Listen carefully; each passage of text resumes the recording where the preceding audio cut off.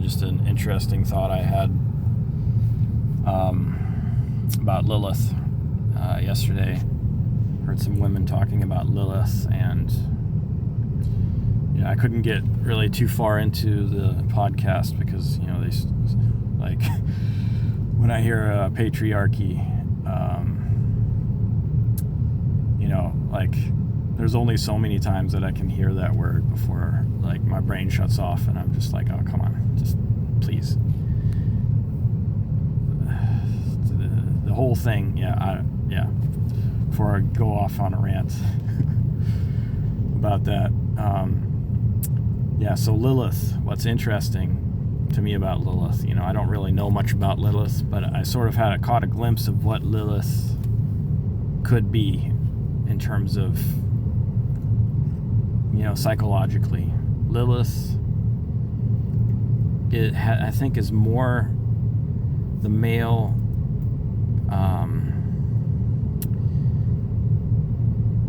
is more like the male perception, and of how, and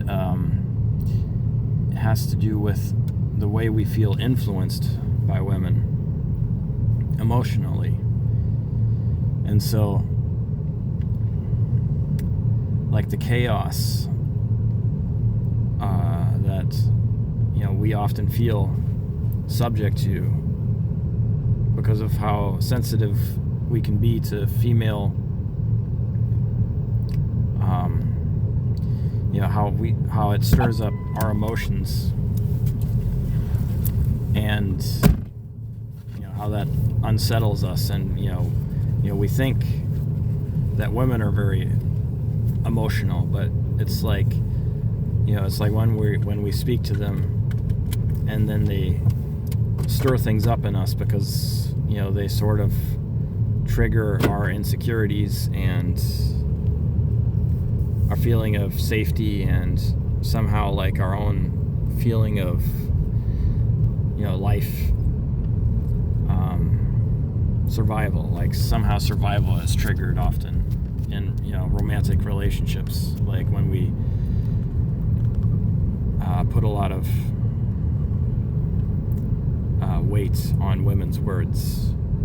particularly when we shouldn't always do that, because not everything that a woman says is meant for us to respond in as if it's like literally true or serious. But I think often the modern man has a difficulty interfacing with women because he takes women at face value, and he's been taught to treat women the way he would treat his male relationships, because with men you sort of like take them at their word and take at face value what they say, and our culture says, well, we should treat men and women equally. So we have a generation of men who don't really understand how to interface with women in the way that is healthy for both the man and the woman. So what we end up interacting with is our fear of women more so than the reality of women, because we get stirred up emotionally so much so that we, it's sort of like the Gorgon, like it's Medusa, we turn to stone because we get frozen up inside because we're so overwhelmed by our emotions that we don't even know how to look at the woman directly without, freezing up. And so that is kind of, to me, like what Lilith is. Lilith is not so much an actual woman or like an evil feminine spirit. It is sort of like the male psychology interfaced with women where they feel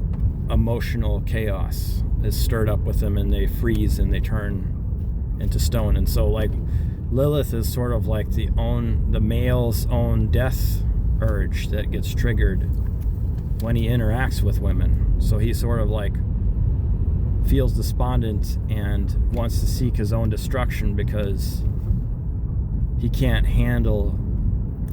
his own emotions and doesn't really know what to do with them in the face of interacting with a woman. And